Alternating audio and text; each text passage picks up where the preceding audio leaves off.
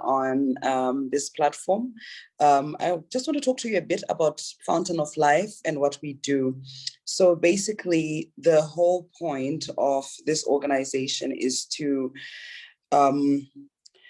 help women to, get their lives back together. There's a lot that happens in women's lives, especially issues to do with gender-based violence, issues to do with trauma, neglect, homelessness, and all of that. So in a nutshell, that's what Fountain of Life is all about. The directors are lawyers and a project manager and someone who's into projects. There's people who are very experienced. You will get to know them as time goes on. And please subscribe to our YouTube channel that has just started running today. And you can follow us on Facebook and on Instagram to learn more. We will be posting a lot starting from today, actually. And you can check out our website on folfoundation.org.za. Okay, so today is a very special day for us because we've been talking to women from different platforms. We've been experiencing, I think everybody's been bitten by COVID one way or the other. And there's been a lot of loss that has happened over from the time COVID started up until today. Some have lost their loved ones, some have lost their jobs, some have lost, it's just a lot. People are not stable at the moment. So we thought it would be really good to do a series. This is actually the first of a series of a series called Coping with Loss. Okay, so there are different topics that we're going to have. We're going to talk about normalizing grief and trauma counseling, surviving abuse, stories to do, topics to do with putting your house in order. What we should do, because death is real, and not just death, divorce and all of that. Those things are real. And there's issues that are difficult to talk about, but we will need to talk about them should we become productive and progressive in our lives. So today, I'd like to share with you, before I introduce our speaker, I want to share with you what happened to me. So on the 10th of February, I was having, some time with a friend who had lost her mother. So we're there and, we were just talking about, her life and all of that. And as we were just about to part, I get a phone call from my sister. And she asked me, have you heard? I'm like, have I heard what? Remember, I was talking and I was busy talking to my friend, telling her, no, you should be strong. And, God is for you. And all that a friend should say to another friend. But this thing was now, it just came into my house. It was just so close. And she told me that, someone very, very close to me had collapsed and died. And so she called me first, and the first call was just to get me ready, to let me know what's going on. But she knew that she couldn't just tell me, because then I would freak out and whatever. And then she called me back and she told me that it was confirmed that he actually had passed away. And I can't even explain to you, how I felt, and I can't explain it. And, you start to hear, I was just telling my friend that she should be strong and that God is with her, but internalizing it and for it to mean something to me. And I just cannot. Right now, we are going through that, and it's just very, very difficult. So this series on coping with loss is something very personal. It's something that I never thought would happen to me at this stage. Now, it's just something really, really difficult. So my friend, Dr. Machando, agreed to run this series, and she's the perfect person to run this series. She is an amazing woman. So I'm a person who's very loud, and I know her personally. She's very close to my heart, and she will look at you, she'll look at me when I'm going crazy, and she'll be like, okay. And she has this thing of looking at you and nodding. And you're talking, you're going on a tangent, and she'll just bring you back and get you to do what she wants. And I always say to her, you're manipulative, that you have a degree in manipulation. So, ladies and gentlemen, I am proud to welcome Dr. Machando. She's a clinical psychologist. She's a lecturer at the Department of Psychology at the University of Zimbabwe. She runs awareness programs. She talks and lives and breathes mental health. I am very, very, very honored to have her on this platform and to address us on this series of coping with loss. Dr. D, this is your time. Thank you. Thank you. Hello, everyone. I'm so excited to be here, to be sharing these conversations with you. Yeah, I'm excited and I hope that we'll have a good time. Let's try to make this interactive. Please post your comments or your questions in the chat box and we'll try to respond to them as we can. I'll just open with this scripture from John 10, verse 10. It says, "The thief comes only to steal and kill and destroy. I have come that they may have life and that they may have it abundantly." That's our leading scripture. So Tsungi has just been talking about loss and what she went through. And I'm quite sure all of us have had one or more of those experiences with COVID. A couple of weeks ago, I lost my father. So he had been diagnosed with diabetes for about 3 years, and he wasn't taking it really well. He didn't like the change of diet. He didn't feel that it was fair for a health conscious person to suddenly be diagnosed of diabetes. And towards his end of life, he had he had started losing his vision. So we didn't quite, get it to running around trying to get him see opticians, operations of the eye and stuff, until we had to go to Cape Town. So we traveled together. That's when it dawned on me that he had become really blind, because we had to get a wheelchair, we had to walk, traveling with someone, an old man, and you have to be holding his hand. And I noted something. He was stiff and, like making very small baby steps. And it was really difficult to travel with him. Like at one point we had to rush because our flight had been changed. So it was hectic for me moving around, holding his hand. If you wanted to go to the toilet, you'd want to, ask a man going close by, please help my dad. He can't see the chamber. It was traumatic. And I felt I needed to cry. I could not share with my siblings what was happening. They knew father that I was seeing. When you grow up, you look at your dad as an all-powerful man, as the one who's going to be solving your problems. And I was trying to solve my own father's problems. So it was really tough. And I know at some point I would get impatient. Dad, it's flat ground from here to about 100 meters. Let's go, let's move. And he would, be stiff and say, I see as if there are things popping out of the ground. Dad, those are tiles, different colors of tiles, but it's flat ground. And I remember one time he was sitting and very withdrawn, quiet, not talking. And it's really felt, it's difficult. And he says, it's very hard to be blind, having to be given instructions like a child. I don't know how I'm going to handle this. I tried to assure him, Dad, you need to trust me. I'm now your eyes. Imagine, I'm now your eyes. And just after saying that, I got carried away staring at, in the shopping malls, and he bumped into a trolley.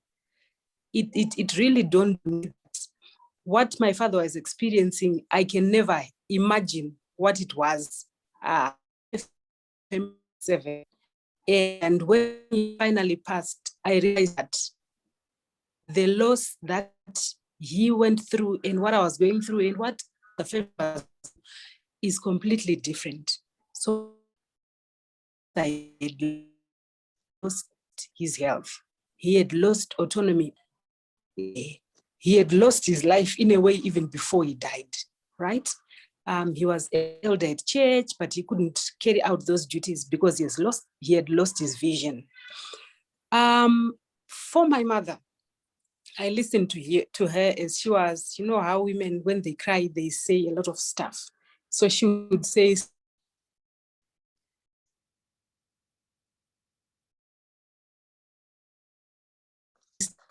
stuff like, you know,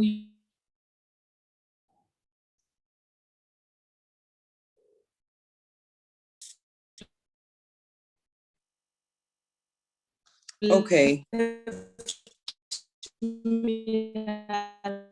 only child and see the parents, that stuff. Have I lost you? Have you lost me? Okay, so you had scrambled a bit. Okay. So we can just let me know. I'll switch gadgets if we have a connection problem. Okay. Okay, so I was sharing that my mom is an only child, and losing her husband of over 50 years, he had become like a family, like a family.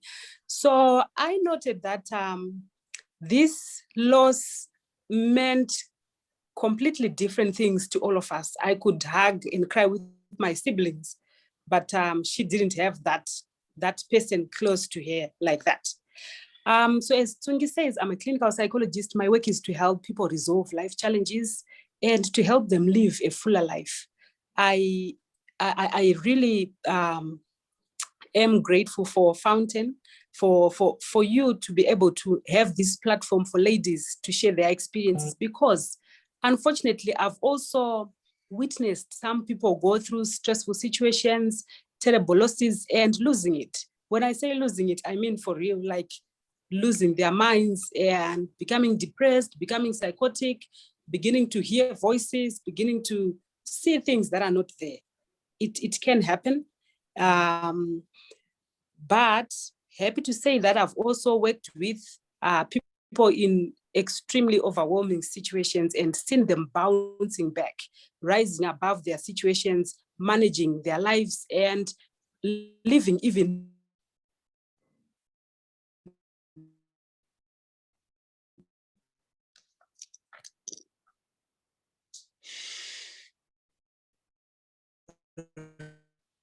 Okay. richer and fuller lives. And things that mention.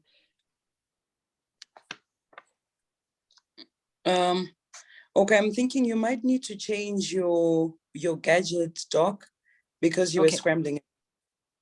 So okay, that's change. If you can just try and do that.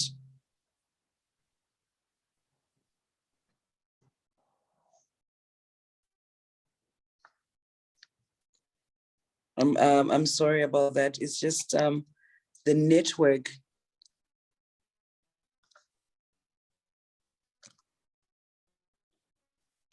Okay, whilst she's changing her gadget. Clearly. Okay, no, she's back. Yes, I can hear you clearly. Okay, so we will.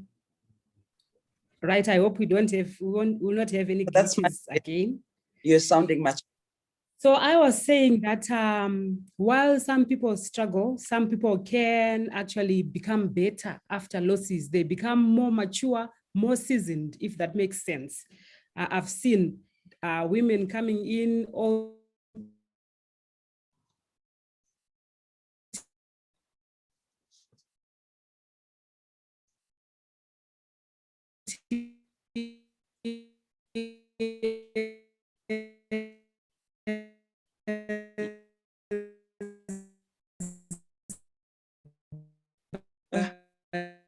What's happening with the network?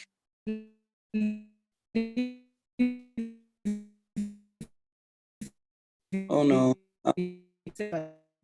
So I'm going of some tree is and is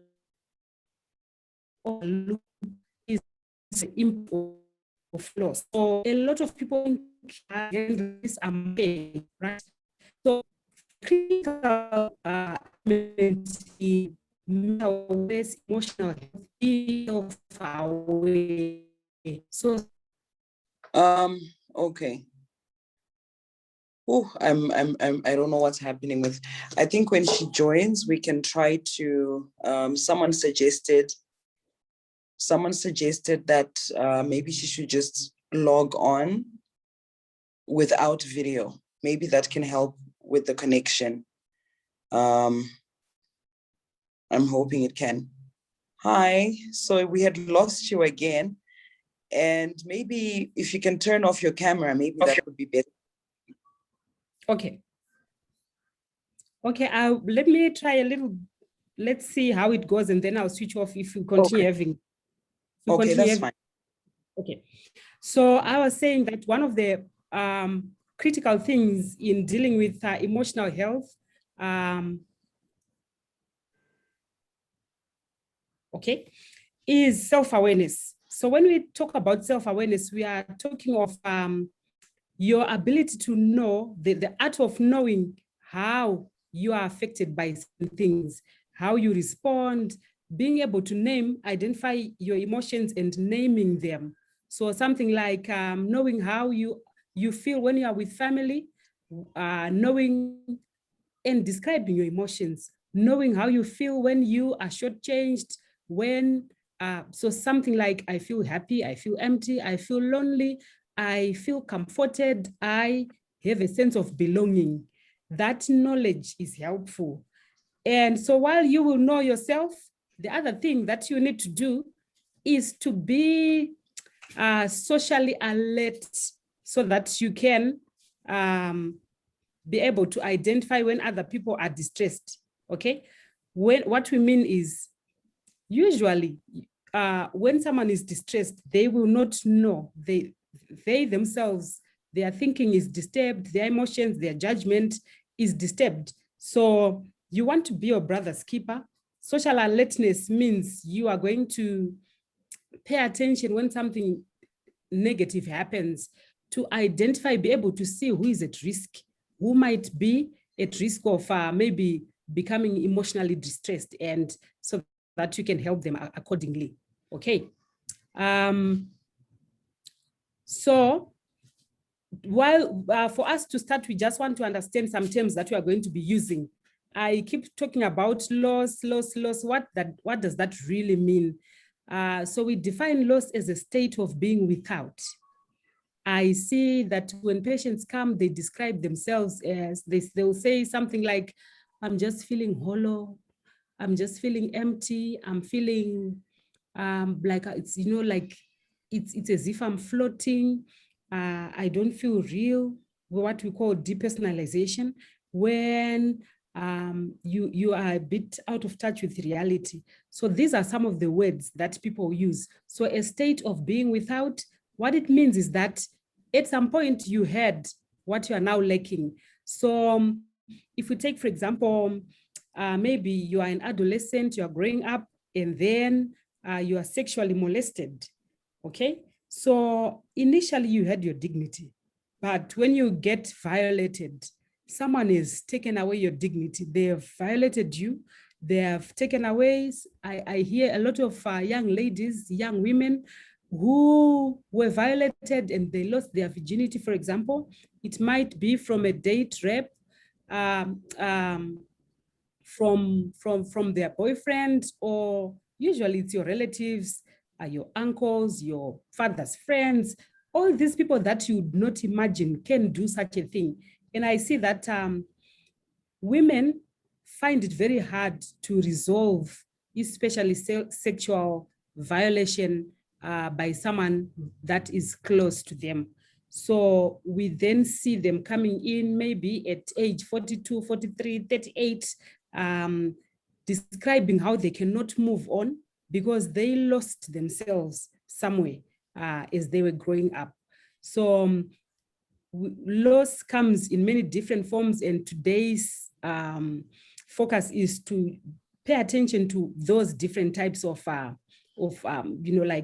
describe what are the types of losses. So in this case, a person loses dignity, they lose faith in they lose trust, they lose a sense of security in someone that they trusted. And it becomes worse if there are comments around that come flying, maybe demonizing every young woman who has lost her virginity without paying particular attention that some have actually lost this to people that they trusted. So you hear words like damaged goods, or maybe this person has deflowered them and then they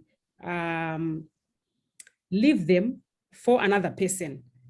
So that's very, very traumatizing. So that is loss, and we are going to talk about a lot other types of losses.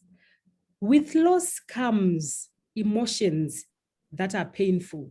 Usually it's the pain, feelings of guilty, feelings of being robbed, feelings of, so that emotional pain is what we call grief, okay? So grief is an emotional reaction to loss. And I want you to know that no one is immune to grief. No one is immune to loss. So grief affects anyone and everyone. And we say that grief is universal. No one is spared of grief. How does it manifest? It manifests, so the pain is there, but how we deal with it is different, like how we express pain.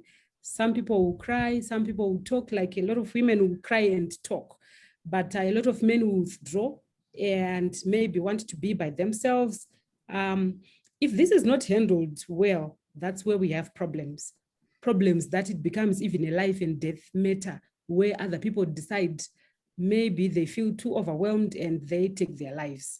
Okay, so I always point out that they can never be health without mental health, because mental health is actually a life and death issue. I've had quite a number of heartbreaks during this COVID period, where someone gets heartbroken, boyfriend let her down or girlfriend let him down, and they take, you know, in some cases, people will they will collect all the medication in the house and take that.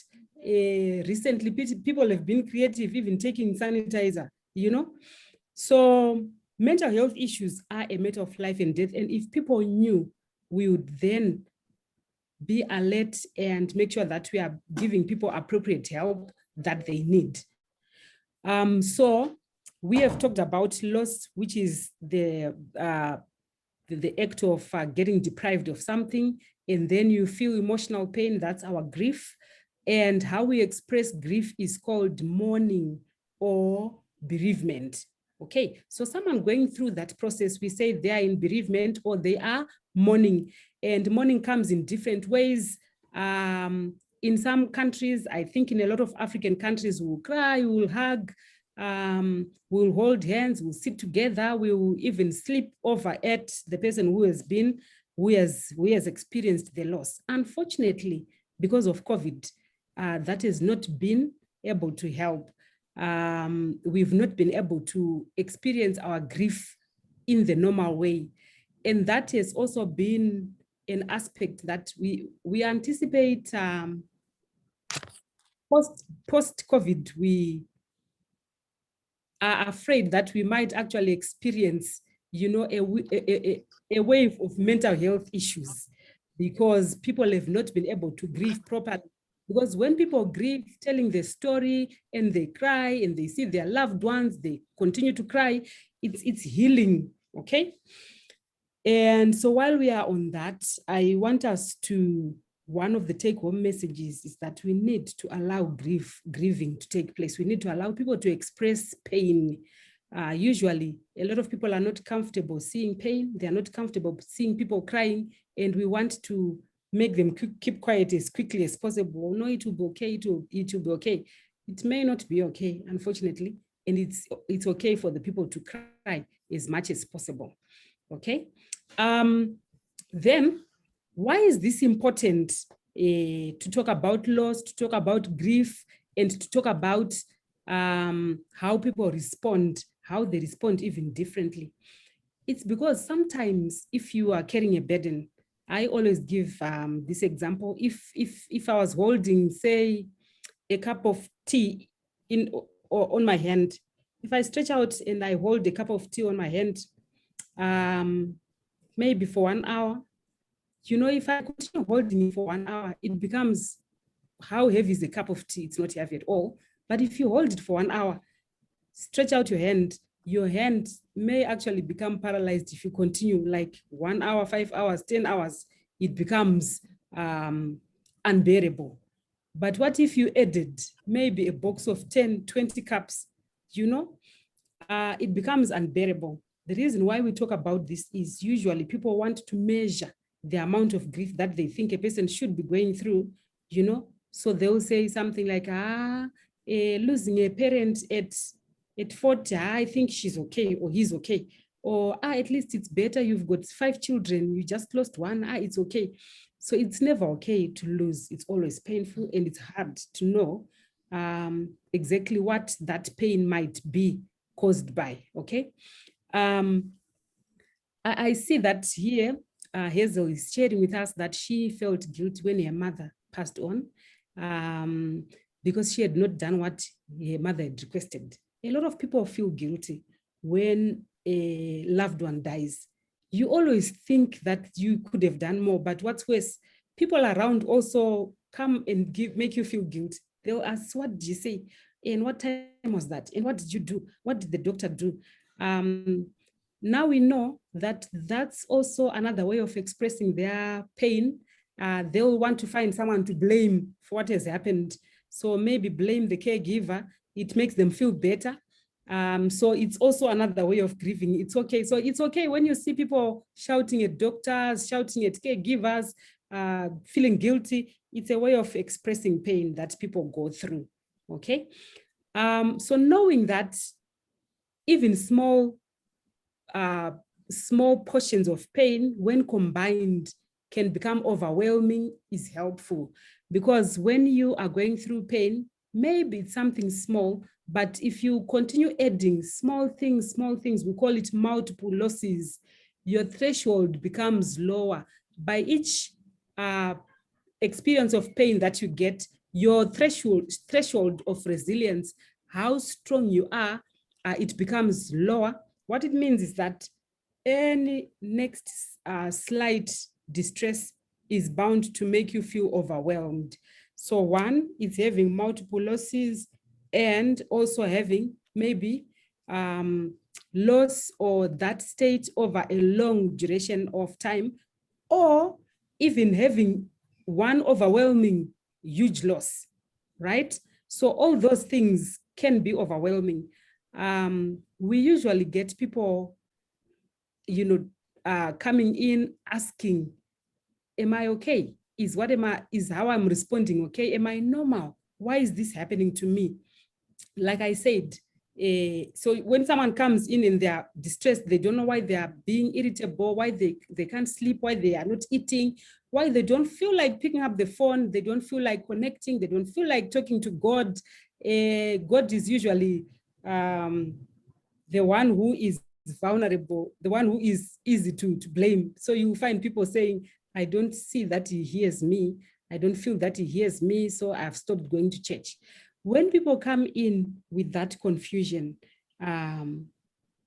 this knowledge that we are sharing here should be helpful for you to let them know that it's normal to respond that way, because usually people then become anxious, and they will become anxious because they are anxious. Does that make sense? And then before you know it, they're experiencing panic attacks, they're experiencing anxiety. So it's like a cycle. You get distressed, but you are minimizing it because you think you can handle it. But then you become overwhelmed because it's small pieces together, or it's been there for a long time. And then you begin to have maybe physical symptoms, and you become anxious because of those physical symptoms. And the anxiety in turn produces even more anxiety symptoms. Does that make sense? And you then find someone collapsing or having palpitations. And then usually people go around and around, you know, doctor shopping, getting tests done, examinations, scans, and the results will say that there is nothing physiologically wrong with you. When that happens, I notice either the message is not communicated well or people don't quite understand what that means. One of my clients was actually saying that relatives started saying to her, why are you wasting money? Why are you wasting money just going round and round, paying money for tests that are not positive? Like you are not unwell because the tests are saying there's nothing wrong. Those tests are not saying there's nothing wrong. There is something wrong, but it's not what the tests are assessing. Does that make sense?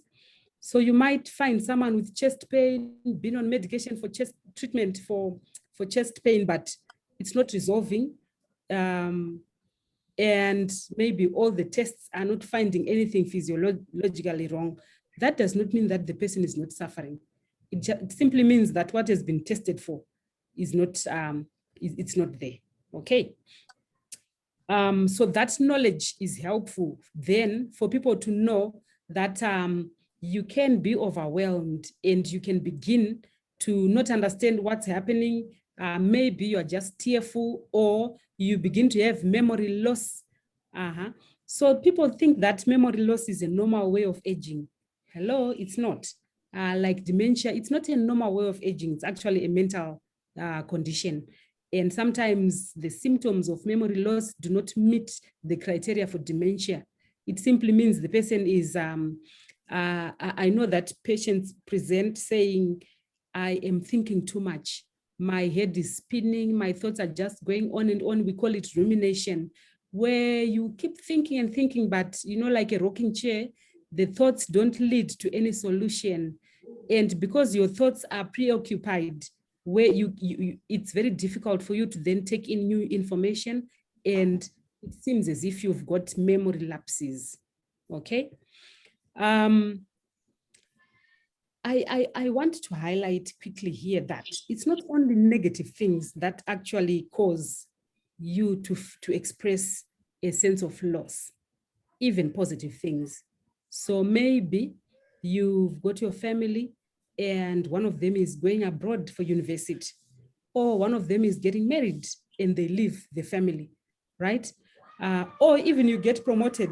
Imagine you get promoted and you can actually feel a sense of loss because you are no longer friends with those at the bottom of the rung, and you don't quite belong because you are mafikizolo at the top. So you have that sense of loss, no social connections at the top where you are, and even at the bottom, because now they don't quite trust, they don't trust you with, because they don't know what you are going to say to the bosses, because now you are one of them. And yet you are not quite one of them because you don't quite belong, okay? So even positive things can leave a person with a sense of loss. It's important to point that out. Lest you see someone experiencing withdrawal symptoms and becoming distressed, okay? There are different types of, I've tried to classify different types of trauma, of losses, and just hoping that as you listen to this, you watch out for what your optimum stressor is, and you don't, like go overboard by undermining or by minimizing. Before I go on to talk about the different types of stress or of loss, I want to just highlight that loss is a normal part of life. Loss is inevitable. We know, even as Christians, that our days are numbered and they are short, and that like the flower will bloom in a very short space of time and wither, okay? So loss is inevitable. None of us can do without loss. It's unfortunate that we have not taken a grasp of that.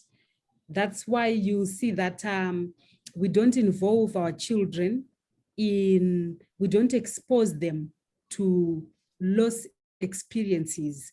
Like if there is death, we talk above them. We don't talk to our children about divorce, we are quick to talk about weddings, about graduations, and we encourage them to be like so-and-so, auntie so-and-so is wedding, and we talk about it, we share those experiences, but we don't talk to our children about people getting divorced, We don't talk to them about people committing suicide or dying or letting them be part of funerals.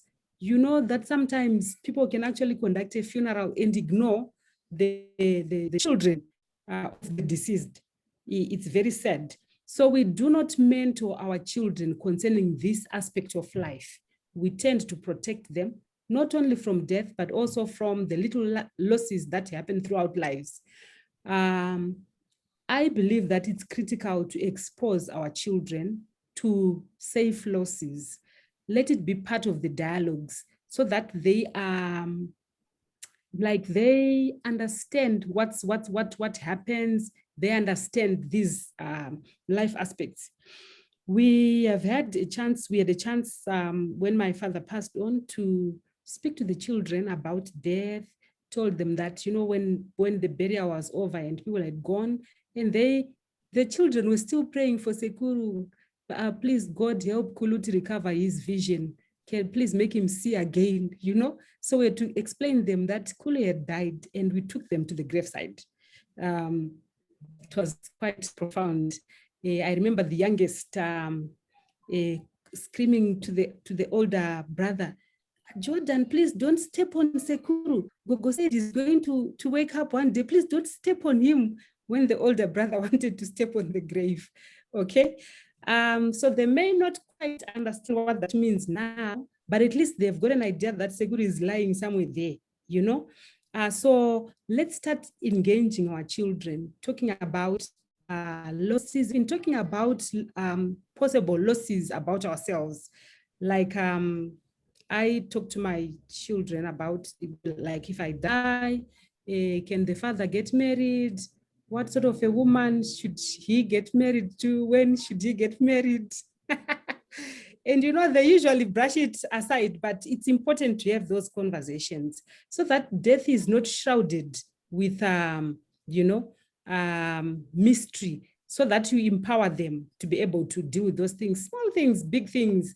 Even one of the things that we find is that people are not prepared to talk about death.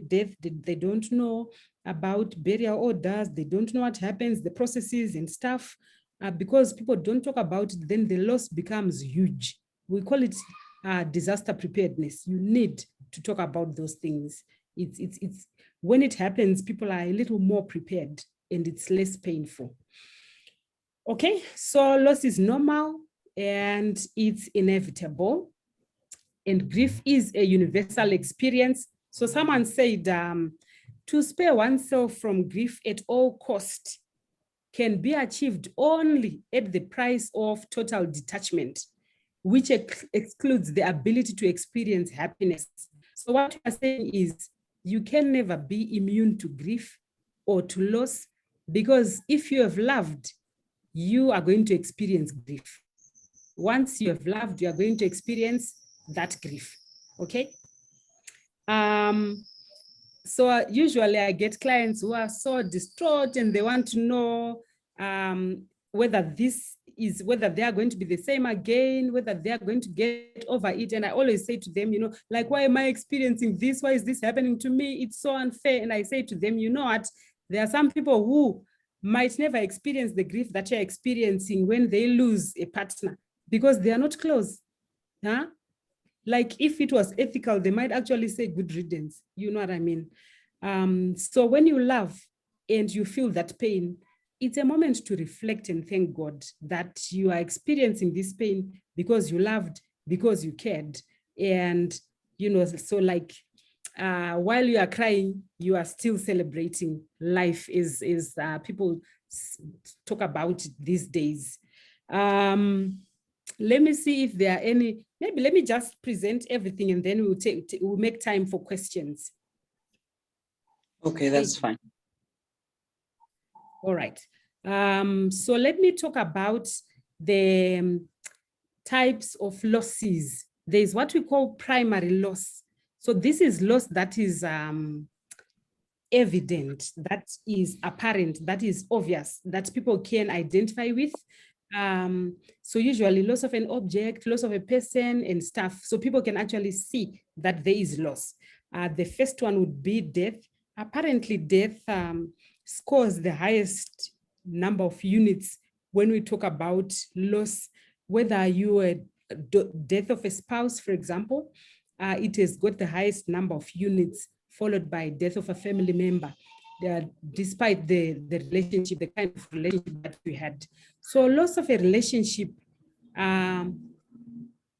also, besides death, it can be loss of a relationship, say through divorce or through a breakup, or maybe a family moving away.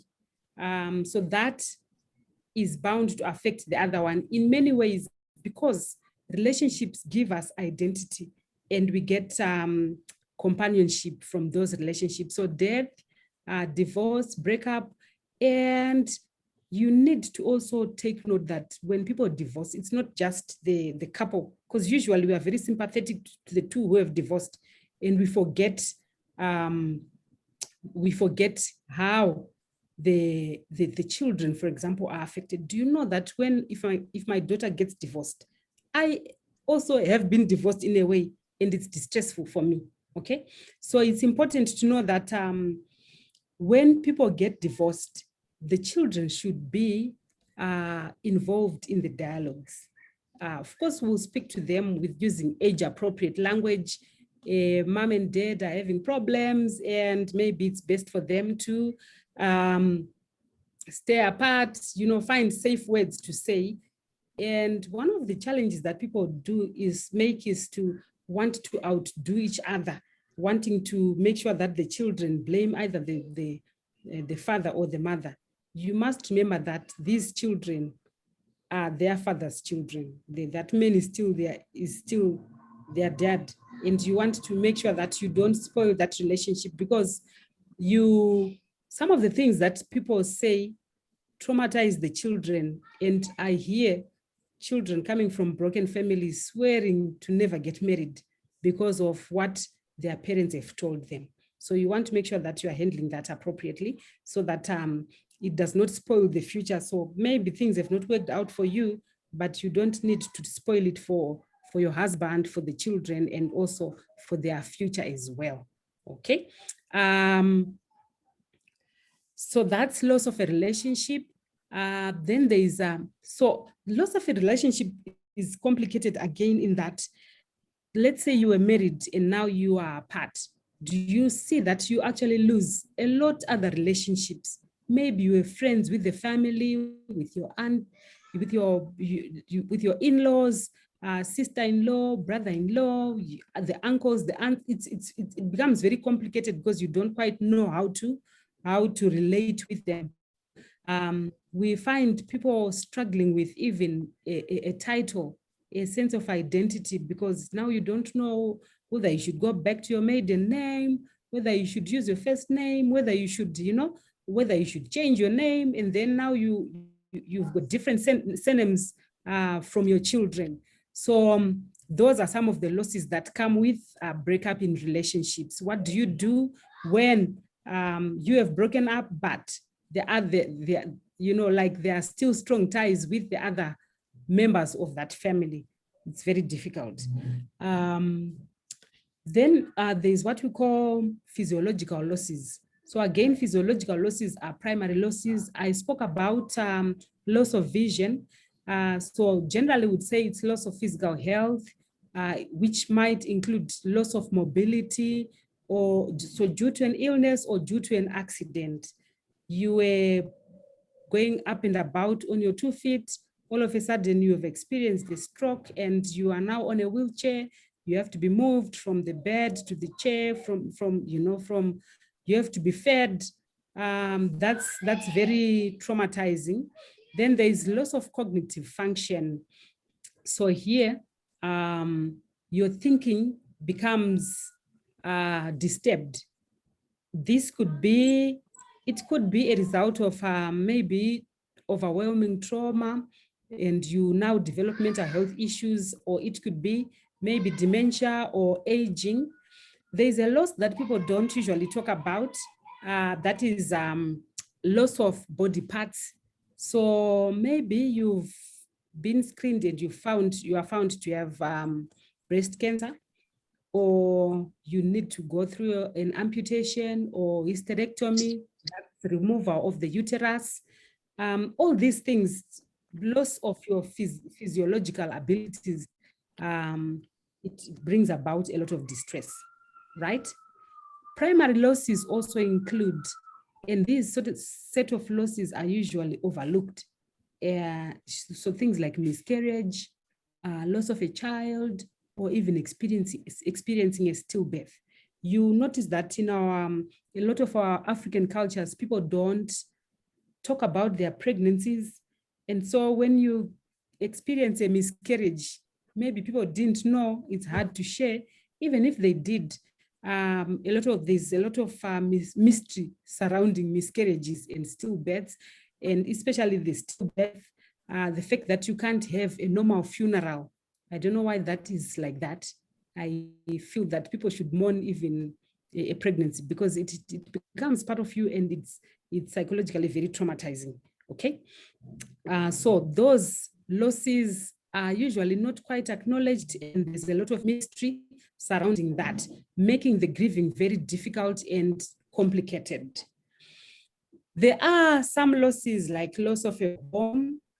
I remember a couple of weeks ago, there was a story in the media where someone had built a double-story house for their small house, and then they sent the crane to come and destroy it. Loss of a home can be due to different things, maybe marital conflict, where maybe you have to either split, or it could be involuntary displacement, maybe immigration or political conflict, disaster. We had the cyclone recently. All these bring about what we call primary losses. There is a loss of a role. People undermine what the meaning of jobs, for example, the meaning of occupations, the kind of job that you do. Usually you get identified with that name. Maybe you are advocate so-and-so, advocate Machokoto, or Sister Bernadette. You become identified by the kind of work that you do. And when you lose that role, it robs you of an identity, it robs you of a certain status, because now maybe you've been retrenched, or you've retired, or maybe you've lost the role because of disciplinary issues. Usually, if you've lost the role because of maybe, like the circumstances are not positive, it becomes even worse, right? So you wake up one morning, you were advocate so-and-so, people bringing tea to your office, making appointments. The next thing, you're at home, and the mother of the house is telling you to please move. You've been sitting there, I want to clean, move, now move there, move out of the room. We actually find that a lot of people will die after about 3 or so years of retirement because of that change, after maybe 57 years of a high role. Or it doesn't matter whether the position is high or low, maybe you're a caretaker, but now you don't have the grounds to take care of. You are just at home. That loss of role can bring about identity problems and loss of status, and a person can actually despair. Another interesting loss of role that I find very interesting is caregivers who take care of maybe children who are children, or people who are suffering from a chronic illness, or maybe children with developmental disorders, conditions like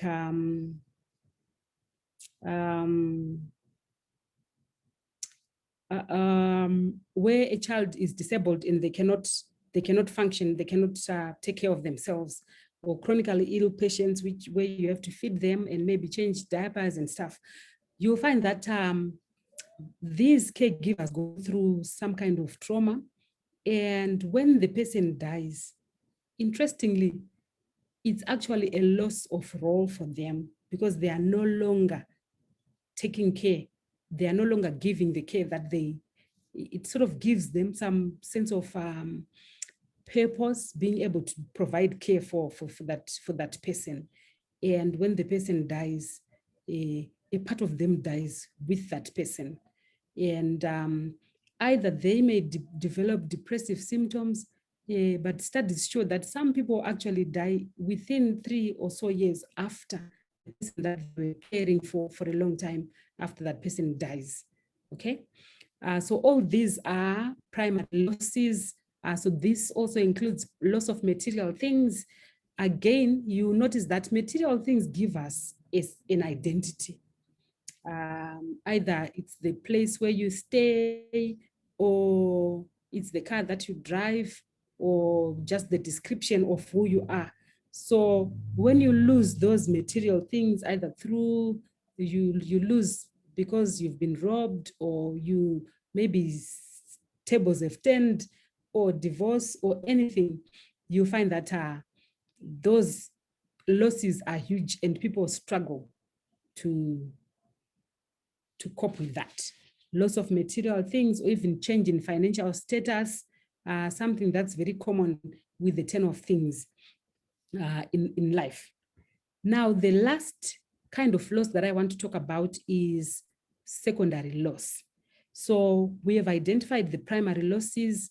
The secondary losses are subtle and less obvious.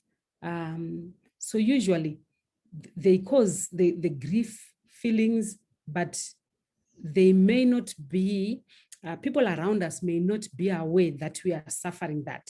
Okay, so like I mentioned, if you are taking care of someone who is chronically ill, it gives you a sense of purpose, it gives you an identity. And when that goes, instead of feeling a sense of relief, you feel that you've been robbed of that purpose. So secondary losses are often associated with the impact and meaning of the primary loss. Okay, so for example, death of a loved one, it might mean loss of financial security, or a change of a job might mean loss of job security. Even leaving home might mean loss of comfort. Okay, so that's how loss of secondary losses look like. And I also want to quickly highlight that any change of any sort brings about some level of distress. Please remember this: when your children change schools, when they change classes, when they change even churches, when you change even your neighborhood, it's got some level of stress with it. Even if you are going to a better place, it's distressful. I will look at psychological losses. So these again are secondary in that they are not obvious to those people who see. So things like loss of a future due to a terminal illness, loss of esteem, loss of identity, loss of trust when spouse cheats. Okay, your spouse is cheated, you now can't trust that person, and so your relationship struggles because there is no longer the trust, which is critical. And it becomes worse if the person is cheated, maybe with someone that you also trusted. Maybe they have cheated with your sister, with your friend, with a relative, with a neighbor. It becomes very distressful because now you can't trust anymore. Loss of innocence, especially in our young girls or young boys who get abused or exposed to things that are not age appropriate. Loss of friendship, loss of a dream, loss of faith, or even belief in a just world. That's why you'll find that some people will have very strong conclusions about life. So something like there's no God, this world is not, the world is, the future is, you know, the world is bad, or I don't trust people, I don't trust men, I don't trust women, because of what they will have experienced. And coming back home to talk about specific outbreaks like COVID, for example, we not only lost loved ones, we not only lost health, whether short-term or long-term, but there have been challenges with jobs, financial security, even lack of trust in authorities. There's so much talk about vaccines these days. So there is a sense of loss of security, loss of safety, loss of control. Should I be vaccinated? Should I not? Is it voluntary? Is it voluntary in courts? But I may not be able to access certain services if I'm not vaccinated. So you sort of lose your sense of control, loss of opportunities, loss of social interactions, and stuff. Those are some of the challenges that we have been facing. Okay, so before we get into a discussion, I just want to emphasize that loss is normal, loss is inevitable, and loss actually can make you seasoned, can make you grow if it is handled appropriately. How do we do that? We are going to talk about ways of handling loss in the next couple of presentations. But for now, we wanted you to appreciate which aspects of life can bring about loss. Over to you, Tsungi.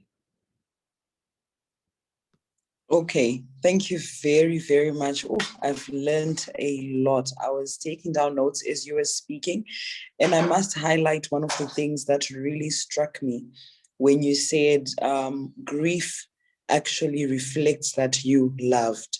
And that's really profound. And you were saying you should be grateful that you are able to feel grief. It shows that you loved. I'd never thought of grief like that, and it's something that I'm going to share with one of my best friends who's just lost an ex-husband, and like it's really, really profound. Thank you very much for that. Now, as the people were on the comment section or on the chats, I would like to ask you to just maybe for the next few minutes talk about, zoom in on miscarriages and stillbirths, because there's one who said that she lost a child, it was a stillbirth, and then she wasn't allowed to and you mentioned, you touched on it, but you were just passing through it, and I would like you to zero in on that, because as a mother myself, I know that the bond starts when the child is like, before the child even is, when it's the size of a rice grain, you already have an attachment because it's your child. So it's not fair, and I don't know why our culture, it's like there's an unspoken rule that when a child is not yet, it hasn't lived, they should just burn the child or whatever, but it is your child. And there's a lot of heartache there around there. It's like there's a raw nerve there.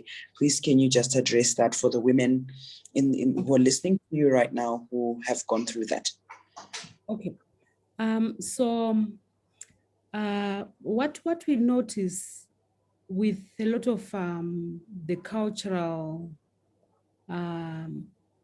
the restrictions around culture, the practices that we have culturally, it's usually because people, number one, they don't understand what grief is and what it does if it's not resolved appropriately. They don't understand that they don't, and then some people are not comfortable to see a person in pain. Then you also know that there is a lot of superstition around death and stillbirths. So we are talking about a baby who has already died. People don't quite, understand that this is a baby. It's a human being who has died, and there is nothing mysterious about that child, if I may speak.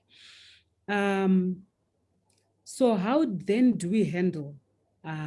There shouldn't be any taboo, because this is a child. If this child had lived, it was going to be a child, it was going to be a baby. And people also don't understand the lack of closure. That lack of closure makes someone continue ruminating because they have not seen an end to their pregnancy, right? You just go through labor and then nothing has happened. So what would we then say, because this has already happened? Usually when a person is grieving and they are crying, we want to not ask them to not feel the pain or try to get over it, but try and unpack the grief. What exactly where exactly is the pain, because it's different for different people, right? So for some people, it might be, I didn't see my baby, okay? Or I didn't,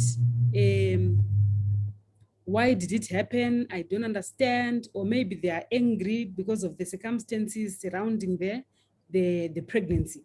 So the first thing is to unpack the grief. Why? What is it that's, when you get through the pain, when you are crying, when you are thinking about it, what questions are you asking? Because that can give you an idea of why you are still grieving. Then we'll be able to help you appropriately. Um, I saw another question. You can continue asking questions in the chat box if there is if you've got more questions. So it might be a bit difficult to address how people feel following miscarriages or following stillbirths, because the reason why they are grieving and not getting over it may be different from each person. Like, for example, someone might feel maybe the doctor didn't handle the pregnancy well, or maybe they are feeling guilty, or maybe they had a fight with their spouse and they feel they are blaming someone around it. So it would be interesting to unpack it to see what aspect is causing that grief. There was, I had seen another question. Whilst you're looking for that question, there's something also that I thought you should zoom in on. This lady who says that she feels, I think it was Hazel, and she says that before her mother passed away, she didn't do it, and she feels that had she done that, maybe her mother would not have died. Can you also just say something to her? I think it was Hazel, if I'm not mistaken. Yeah, it's Hazel. So usually we don't want our loved ones to die. I don't know if we had a choice how long we would let them live, you know? If you are a Christian and you believe that a person is going to die anyway, it may not be in your power to make that person live. But sometimes we don't take the guilt away from you. We allow you to go through that process. But usually it's just the pain and wanting to hold on to something, wanting to blame someone. So people will usually blame themselves. They will blame God, because maybe your mother dies while you are fasting and praying for her. So you blame God, you feel as if he didn't answer you. But what we want to understand is that God's answer is not always, yes, you are going to live. Maybe it is appropriate for that time to live. And if we think of our days are numbered, it doesn't seem like there is much that we can do. Sometimes we blame doctors, sometimes we blame the person who was taking care of the person, or we blame the person for not telling us on time, something like that. I would say a lot of the guilt that people feel is because they are trying to deal with the pain. But sometimes we may be guilty of certain things. Maybe the person has died and you were fighting, or they died and you are not on talking terms, whatever. We go through dealing with unfinished business. So we might say, while the person is died and they may not know what's happening now, but you are feeling guilty and you are feeling bad about yourself, what would you have wanted to say to them? And even Hazel, if you are feeling guilty, do you think if your mother was to live, if she was to get into this conversation, would she want you to feel bad? Like you so would say, step back and let's see what you were able to do while she was living. We assume that you were taking care of your mother and you were doing what you could at that time. Do you think she would hold you guilty to that? Do you think she would be happy if you are feeling devastated about that? If that makes sense? There are some people whose parents or whose loved ones maybe are very unwell, but you continue wanting them to live, and we are wondering, uh, do you think it's are you doing it for them, or you're doing it for yourself, because they are in pain and sometimes they're actually praying for God to take them away? Are you wanting them to live because you want them to continue to be in pain, or it's for selfish reasons for yourself? Okay. I don't know what has happened to that, but I see that S20 Ultra's hand is up. S20, you can unmute your mic and speak.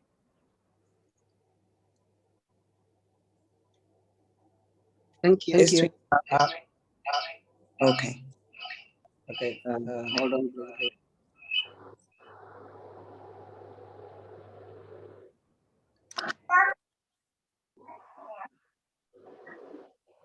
Oh, in the meantime, oh, okay.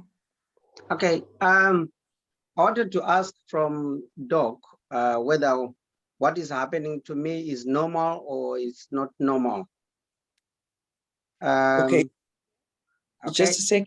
Oh, yes, she is. All right. You can go ahead. Yeah. Right. I was born in a family of 8, 4 boys and 4 girls. And all my parents passed away. And all my brothers passed away. And I was left with 2 sisters. And this last month and the other month, I lost those 2 sisters. So which means I'm left alone. And when the last sister died last month, no, was it? Yeah, when the last sister died last month, I felt like everyone died at the same day. And what is happening with me now is that if I am upstairs and I sound like I'm okay, and I feel like I'm okay, but if I am upstairs and I go downstairs, by the time I get downstairs, I don't understand. I can't remember what I wanted to, what I'd gone down to collect, or what I wanted to find from there. And on Thursday, where I am here, we are still on lockdown and the shops are closed. So I went to our shop and opened the shutters and the doors. And when I came out, I just switched off the lights and left and went home, only to discover after 4 hours that I might have left the shop open. And when I went back, I discovered that the way it was, I'd left it like that. And luckily, it's only that because we are on lockdown here, there is no one in town and nothing was touched. So I want to find out whether this is normal, or is this what happens normally? Is this how I am being affected, and is these things going to end? And because now I've decided not to drive for some time, because in my body, I feel like I'm okay. But the things that I do, sometimes if I want to go and throw something in the bin, those things are found in the fridge or something like that. So I don't know how my brain is processing. I'm going to throw something in the bin, and how I open the fridge door and put it there, I don't even know. I don't even remember. Okay. Yeah, I'm so sorry about the many losses that you've gone through. I want to start by saying it's not normal for an individual to lose. This is 9 members of your family. When we count your parents and your 7 siblings. So that's a huge loss, multiple losses, and very traumatic. And you are talking about your 2 sisters passing away in the couple, you said last month, couple of weeks. Just losing 2 sisters within weeks is traumatic. So I would say that normally grief is not a kind of illness. Grief is a normal part of life. But sometimes it becomes overwhelming when we have multiple losses which are huge. Just being in the COVID situation, lockdown and stuff, compromises your resilience. And then having suffered the loss of multiple siblings, including parents, and then so that puts you at a compromised position as well. And then suffering 2 losses of your sisters, who are the last members of your family, becomes very overwhelming. So this is an illustration of what I mentioned when I say that loss can be traumatic when there are multiple losses and when the losses are huge. And in cases like this, because no matter how resilient you are, it becomes very, very traumatic. It's important to get extra support, because to begin with, the close family members that you had are no longer there to be there for you. So it's important to get extra support. It's not a sign of weakness. It's not a sign of not being mentally well. We are just saying emotionally, there's been, if we were to liken this to a banking situation, there's been, you've been withdrawn, if that makes sense, overdrawn, and you need extra support to be able to help you to navigate, right? Yeah, so that's what I would say. And I would encourage you to get professional help so that you can get support to be able to see how you can navigate through that rough patch. So what's happening, putting stuff in the fridge that's supposed to go to the bin, those are symptoms that you are overwhelmed. And I would say it's normal response for anyone who is experiencing the loss, the amount of loss that you've experienced. I'm sorry about that. And I'm happy that you are here, happy to support you offline. Thank you. I was actually thinking that when you were speaking, because it's not really natural for, in our culture, that, when you lose family members, you go for counseling. So for you to be here and to reach out to the doctor like you've done, that's huge. And, well done for doing that. And she will help you. I trust her. Like, she's helped people that have gone through the most, and she's helped, navigate them back to normalcy. So thank you for that, Kelvin. You can contact us, and then I think there was Emma's phone number on the flyer. You can contact, and then we'll get you in touch with Dr. Machando. Okay, Hazel, your hand was up, my dear. You can speak. You can. Yeah, I had.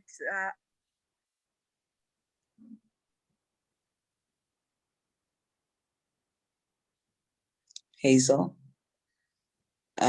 So she looks frozen on for my okay. All right, maybe let's address the, can you hear me? Mm-hmm. We can hear you. Okay.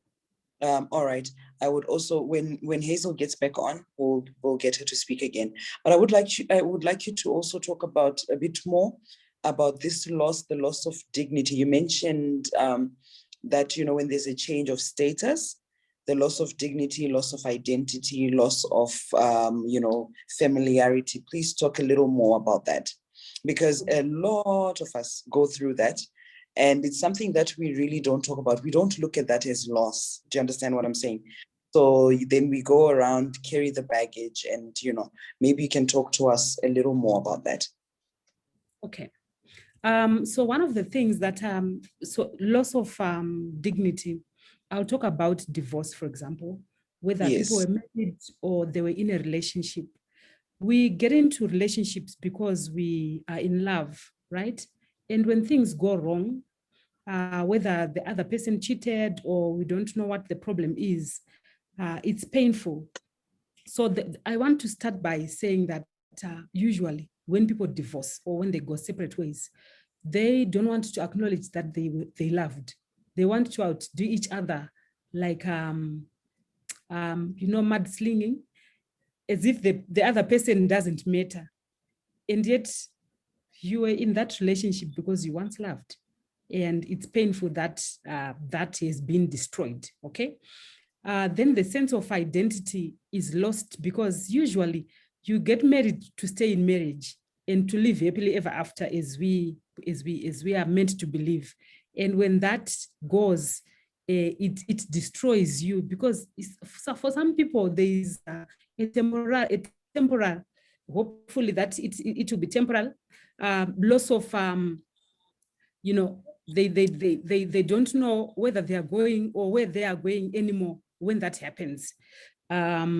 So you are identified, for women especially, you are identified by your husband's name, by your children, and when that is lost, you lose your identity. And it's worse if the divorce or separation is messy, if there are other people involved, if there are stories involved, which is what usually happens when people are now angry with each other. And in that moment of anger, they say stuff that then affects the other part, even affecting the children as well.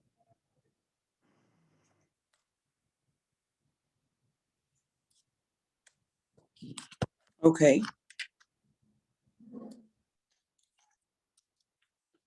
Okay, Hazel, I see Hazel is back. Hazel, you can unmute your mic and you can speak. I didn't realize that.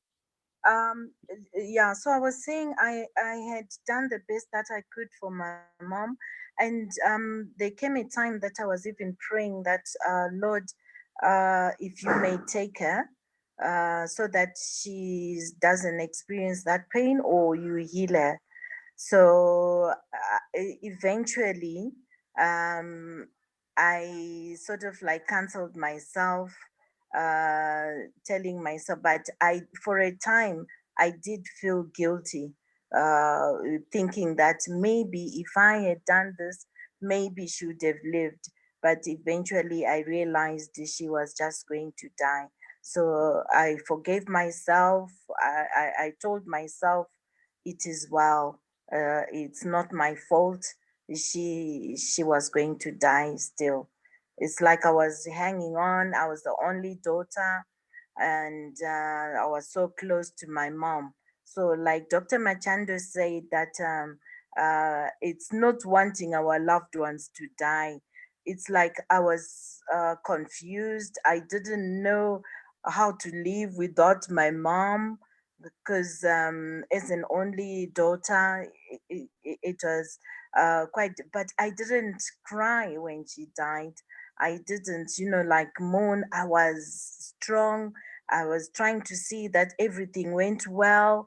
And because I had mourned already, because she had a cancer. So I had mourned already, and I knew I had done the best that I could. So I didn't understand why I was feeling guilty. But now, like Dr. Machando just explained, I really now understand why I was going through that phase.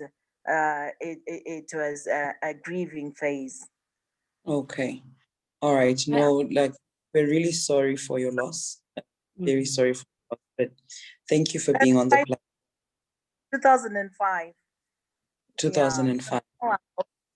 Yeah. I want to pick out up a few things that Hazel has said. She says, I didn't cry, I was strong. Mhm. Who says we should be strong? And who said not crying is being strong, right? So But yeah. she's buried okay, because I was the only one who had to see that everything is, trying to please people, not even taking time to grieve or to feel. Everyone was looking at me. Has she done this? Has she done that? So it was more like for people, but afterwards, that's when it really got to me, and I was crying every day now. So thank you for highlighting that. And I hope that we can learn a few things. So the part of why you might have felt the pain afterwards could be because you were not given a chance to grieve at the time that you were supposed to grieve together with others. And we call it complicated grief. We'll speak about that a little bit next week. So you need to watch out for the relatives as well. I'm not talking particularly to Hazel, I'm just talking in general. Relatives have a way of making us feel bad. So when your mother dies, the brothers who are all knowing, who all of a sudden own your mother, and the relatives, they'll come and make demands, question you when they themselves were not there when you were struggling, or even when you needed financial support, or even, it's funny how people can turn the funeral around to make it about themselves. Why didn't you tell us she was going for an operation? We want 2 cows. Why didn't you inform us this? Why did you take her to this hospital and not that one? You want to know that usually it's those people also trying to deal with their pain, not knowing how to handle it, wanting to find someone to blame. And unfortunately, or even telling you to be strong, you are the older girl. If you cry, what's going to happen with the children? And yet grieving is the time when we should cry, and cry hard. Okay, thank you so much for sharing that. We have Hazel Kaseke. Yes, we've got Hazel and we've got Ntombi. So you can unmute your mic and you can Hello, speak. how are you? How are you, Auntie? She kind of touched on the things I wanted to say as well. That how do you handle like grief and culture? Because with me, when my mom died, I think the greatest pain I actually got was from side of the family, particularly in the name of culture.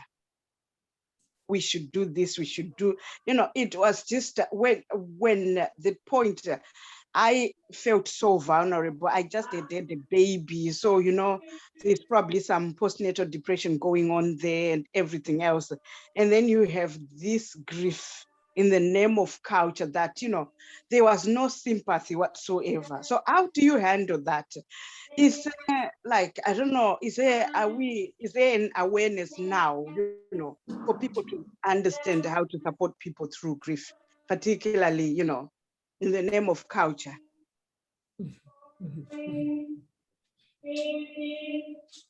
Yeah, that is, it's usually a huge challenge,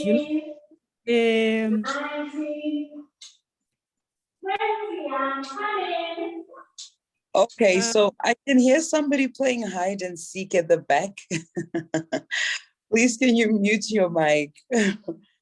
All right, Doctor, you can continue. So we are grateful for platforms like these where we share the realities of what happens when someone is grieving. And we hope that slowly things are going to change. And you know what, I am personally grateful for COVID to some extent, because it sort of broke down myths and misconceptions of things that the shoulds and the musts of funerals. Yeah, the family where they come from, the mother is supposed to do this, the father is supposed to peg where the coffin is going to be.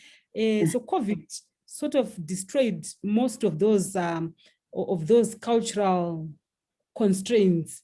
While it's said that we may not have been able to grieve with others, but I think much of that those cultural restrictions were done away with, because now we know that a person can be buried anyway, and nothing happens, and that they can be buried by 6 people and nothing happens, and the government has also been trying, putting restrictions, arresting anyone who tries to stop people from burying their loved ones. So I totally hear you, Hazel, when you speak about culture. It's usually people who want to Usually it's people who want to capitalize on the funeral because they want, usually there is some payment that has to be done. If you don't do this, then something is going to happen. I have found that being a Christian is also very liberating because then you are not really touched by some of the beliefs that if you don't do this, then the person is going to be angry. If you don't believe in those things, it's also very liberating.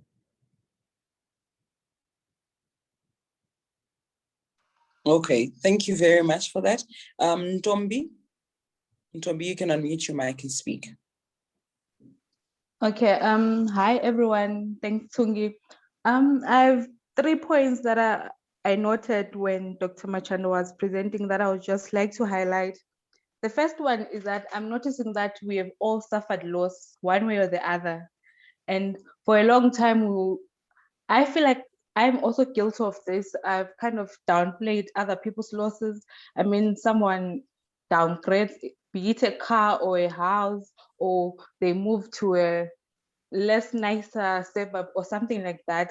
And it probably takes a toll on people in different ways, but we never give it time to actually address it and talk to them about it. And so after this lesson, I'm making this vow to myself that I need to take note of that with my friends, with everyone who is in my life, to pay attention to that. And I like to invite people as well that we need to go out there and take note of such things and address them.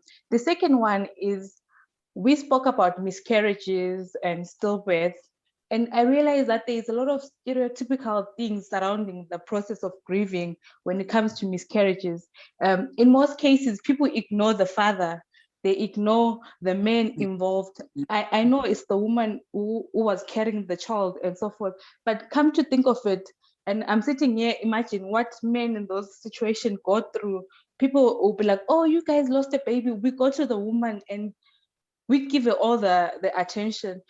As doctor was presenting, I realized that loss comes in different forms. You might not have carried the baby, but you contributed into making that baby.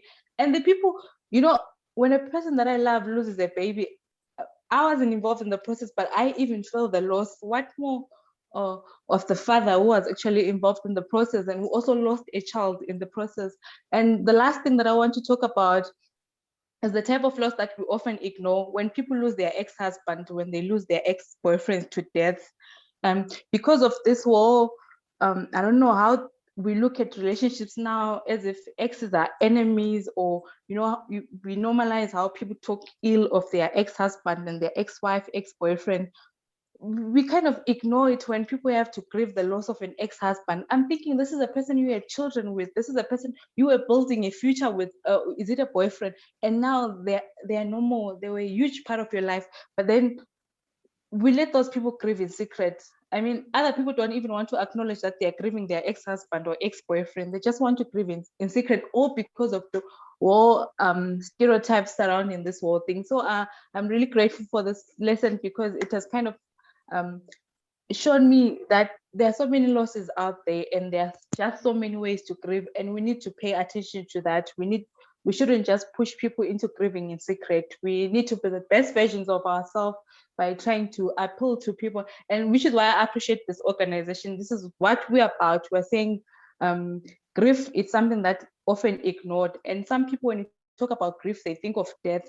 And when doctor was presenting, I realized there's grief of losing something, and something could be anything. So yeah, that's all I wanted to say. Thanks, Tungi. Thank you. Thank you very much. I think you've summed it up very well. I was also taking notes. It's really been amazing. In the interest of time, is there anyone else? I don't see any other hands raised. Ntombi was the last one. So maybe Doc, you can just give us closing remarks, and then we can pray and close, and then we'll meet next week. Thank you. Thank you so much for the feedback and for the comments. I want to close by saying that death, loss through divorce, through different ways, loss of status, loss of financial, socioeconomic status, loss of relationships, different kinds of losses are inevitable. They will happen, and it's painful.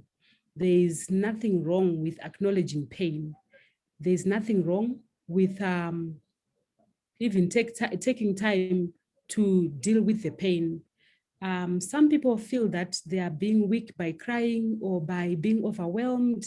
I remember that Christ, who is God, who is all powerful, became overwhelmed and cried, right? And he not only cried, he also sought for help, not from one person, but from 3 friends. Who are we to want to be strong? It's okay to be vulnerable. It's okay to cry. It's okay to be overwhelmed. And it's okay to get help. Sometimes the grief may be complicated. Sometimes we may not be able to deal with the pain. It's important to get professional help. It's like when we break a leg, we rush for ICU to get plasters and get metal pins and antibiotics to deal with a broken leg. When our emotions are broken and we feel overwhelmed, it's not weakness to get help. There is help out there. If you stay with your broken leg and you think it's the end of the world, it will look like the end of the world because the pain is excruciating and infection will eventually come and it will be the end of the world with a broken leg. The same applies with emotional pain. If you stay with it, it will fester and have an infection. You become bitter, you become depressed, but there is help out there. There are people who are trained to help you resolve these traumatic issues, and you can emerge there stronger than before. And you can actually revisit the past without the pain. You can revisit the past, even be able to talk and smile about the things that you have lost if it's resolved appropriately. So let's be brave and ask for help from our loved ones, from professionals if there's need. There's no need to suffer. Thank you. All right, thank you so much. Before you go, there's this person, iPhone 1437. If you can just say something, and you're the last person to say something before we give out, because people are asking me directly for doctor's details. So before we do that, iPhone, you can speak, and then we'll get the details. iPhone, you can unmute your mic. You're muted. So while I'm unmuting, someone is asking if it's possible to go through grief without seeking counseling. So I often get people calling, asking for, can I bring my mother? Can I bring my sister? She's recently lost so-and-so and she's crying, she's refusing to eat. The first question I'll ask is, when did it happen? If it happened maybe 2 weeks ago, 1 month ago, I'll say, I usually tell the people to don't bring the person, let them cry, right? Let them cry, because you have lost a loved one. We are not expecting you to go about your business. You should stay home and cry, okay? So it's possible to go through loss and grief without counseling. You don't need counseling if you are grieving, okay? But if it's overwhelming, maybe it's something that's happened and you are at your lowest, or it's overwhelming, maybe it's multiple losses, or there are situations that are depriving you to go through the normal grief and you are not coping, then only can you come. Say after maybe 2-3 months, people in your circles realize that this is out of this world. Otherwise, people should cry, it's okay. They should cry, and they should cry hard, because that's an expression of having loved, an expression of having lost, which is perfectly fine. It's a good emotion, the pain. Going through pain doesn't mean that you're not happy, right? You can actually grieve and still be happy, and actually be thanking God even in your pain, because it's normal, it's part of life. Okay. All right. Thank you. Miss iPhone is back. You can speak, my dear. Thank you. Sorry, I was on mute. My name is Rumbichi Mbwanda. I just want to thank. I'm so grateful for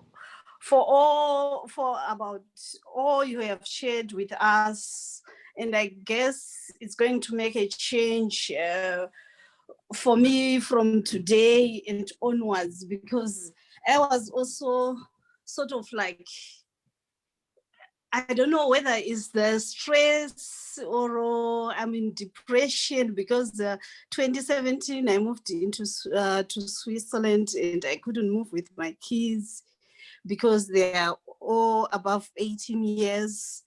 And my problem is sort of like I can't cope up with living without them like we have done like 42 years ago. But at the same time, I can't go back like home now. I need to work for them. So I think from all what the doctor have shared with us, and being my first time to follow your link and going forward, I think it's gonna help me. Oh, lovely. Thank you very much. And I don't know if there's a way you could, if I want to have one-on-one personal counseling and stuff, how do I contact? I think I have a contact. Do I contact a direct on a WhatsApp or to no platform? Okay, I think Doc, you can address that as give us your details, because there are people asking if you can just give us your details. Is your phone number still 0712780355? Yes, okay. I'm using the Zoom line. Okay, yeah, Okay. that one. All right, so her phone number, maybe let me, as you're talking, let me just type it for everyone to see so they can get it before we close off. Thank you. Okay. Yeah, Doc, thank you. how else can people contact you? I think that that number is Can you shout it also, please? Okay, so it's +263. +263 772 712. No, 772 3251. No. I don't know. I'm giving out the doctor's phone number. Yeah, that's my phone number. +263 772 325491. I don't know. Okay. Thank you for that. But I've sent the number. Have you guys seen it? No. I'm Dr. Machando's number. That's the one that I've just put in the.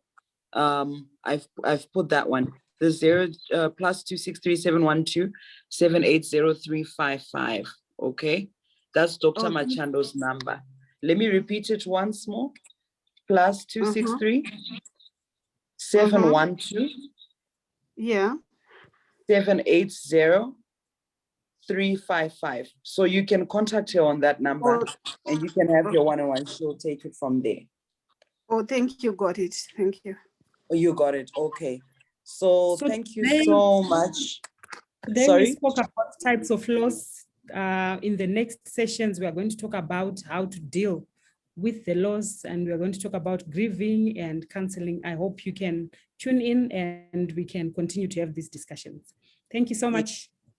Thank you very much. So next week, same time, it's a date. Next week at 2:00, Fountain of Life will be here again with Dr. Machando. Okay. All right. I think, can I say a prayer before we log out? Shall we pray? Father God, we'd like to say thank you for this beautiful session we had. We pray for a special blessing for Dr. Machando, who's demystified a lot of things and helped us who are going through grief and loss, and the way she explained everything. May you bless her for that. We pray in a special way for each and every one who was commenting and sharing their losses, and may you be with Kelvin in a mighty way. May you help her to help him so that he may be able to get his life back and be able to move on, even if it's one day at a time. May you bless the rest of everyone else on the platform, and may you be with us for the rest of the Sabbath hours. In Jesus' name we pray, amen. Thank you, everybody. Have a nice weekend. Thank you so much. Bye. Bye. Bye. Thank you. Bye-bye. Wanted to see.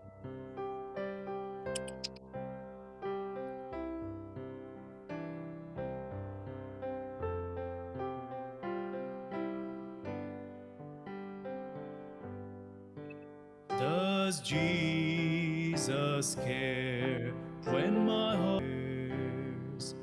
Does Jesus care when my way is dark with a nameless dread and fear? As the daylight fades into deep night shades, does he care enough to be near? Oh yes, he cares, I know he cares. His heart is touched with my grief. When the days are weary, the long nights dreary, I know my Savior, my Savior